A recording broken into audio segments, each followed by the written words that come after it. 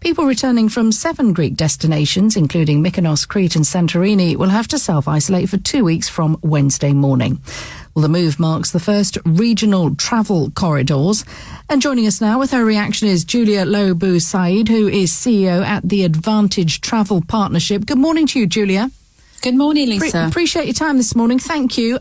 Just according to the Transport Secretary then, Grant Shapps, he says this new approach gives more flexibility for English holidaymakers. Is that how you see it? Had we been speaking about this a few months back, I'd have absolutely agreed. And whilst it's a step in the right direction, the summer's gone. It's very little, far too late for us. It certainly won't save the summer and actually creates even more confusion for travellers. Well, indeed. And if any brave soul, say, is considering a trip abroad in the remainder of the year, given your expertise, what would your advice be?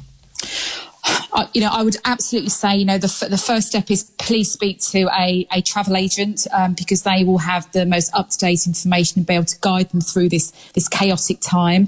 But it's there is a risk, unfortunately, with the way the policy works at the moment and the way the measures are introduced without testing, which we believe is absolutely vital to keep us virus-free and to make sure that we can continue travelling effectively. It's a very difficult time to put in place any travel plans.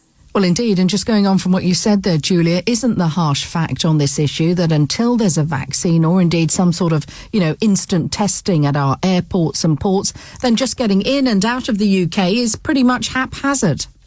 It's absolutely right. So testing, we're seeing it work successfully in the likes of Germany, Netherlands. We believe testing is absolutely the right way to do it.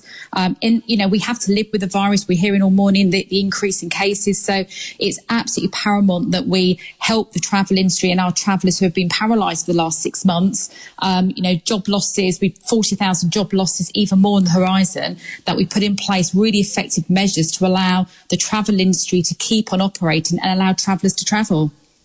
In general, just on that point, how have you viewed in the industry, along with other operators, the differing stances coming from the 4 UK nations over travel and quarantine restrictions? Because many commentators feel it would have been much better, and all this, of course, is easy with hindsight, to just have had a more unified approach for everyone, from British holidaymakers to operators alike.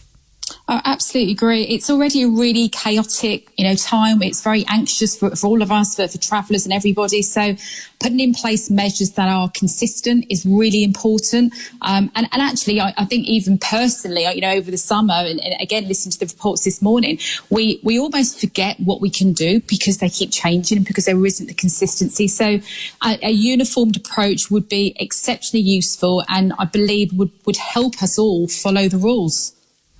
Really good to speak with you this morning, Julia. Thank you very much indeed for joining us live here on LBC News.